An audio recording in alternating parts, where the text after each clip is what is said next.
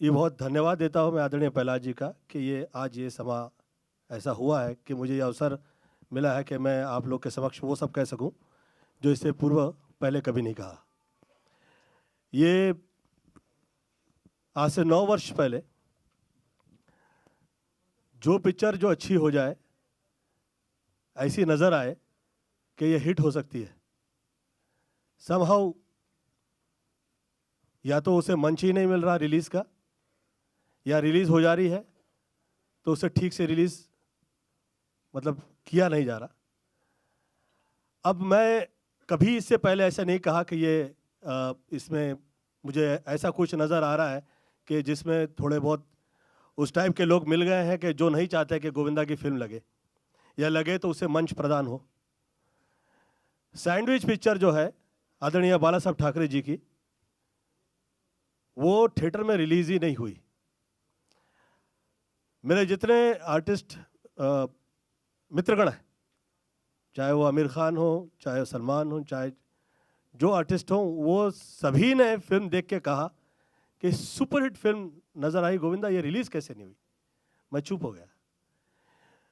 मुझे ये आदत पड़ी है, मुझे बचपन से यही माता पिता ने समझाया है कि भैया ये सब भाग्य पे है, आप उसे भूल जाइए, काम कीजिए, आगे निकलिए। तो बहरहाल मैं उस पर रिएक्ट नहीं किया।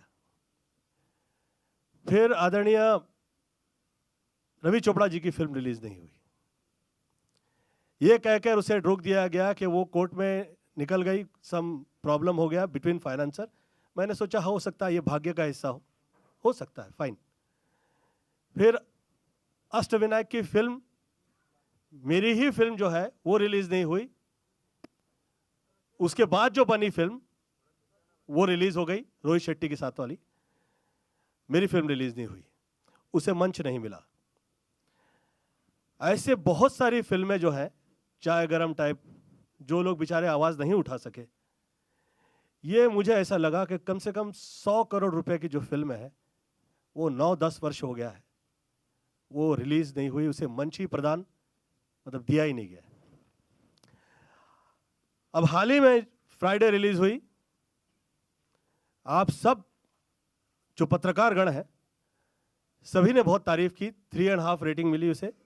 तो ये सब पढ़े लिखे लोग हैं, ये तो बेवकूफ़ तो नहीं है, ये सिनेमा समझते हैं, देखते हैं और देखने के बाद कहते हैं, सोचने के बाद कहते हैं। सभी ने तारीफ की, उस फिल्म को थिएटर ही नहीं मिले।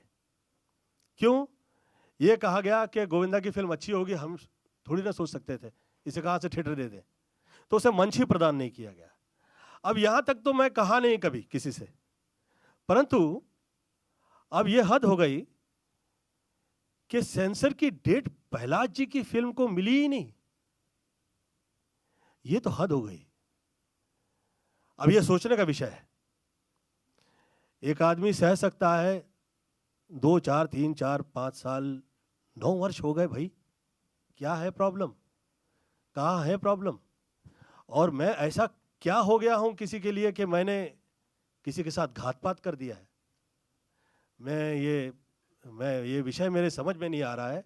मैं इस विषय पे कतई चर्चा नहीं करूंगा।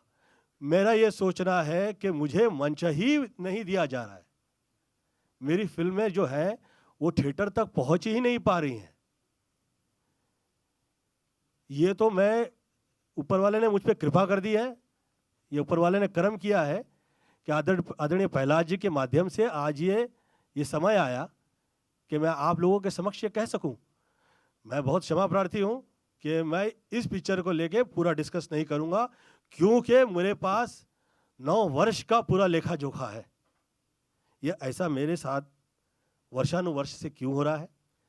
मैं पॉलिटिक्स से बाहर निकल चुका हूं, मेरी तरफ से किसी के लिए प्रॉब्लम नहीं है, तकलीफ नहीं है। मैं सिर्फ हाथ जोड़े जोड़े घूम रहा हूं।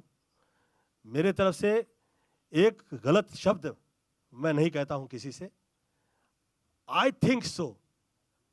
I have started feeling that there is a problem and there are few people, they are behind not providing me the place to act. I'm very sorry for that. And God is there. ऊपर वाला है और वो बेशक वो किसी के साथ गलत नहीं करता है और ये लोग जो कर रहे हैं ये सही ढंग नहीं है, ये तौर तरीका ही नहीं है। जिस वक्त मैं ये क्या डिस्कस करूं आप लोगों से कि इस सिनेमा में ऐसा था, इस सिनेमा में ऐसा था, अरे सिनेमा ही नहीं दिखा रहे हैं, फिल्म तो दिखाइए।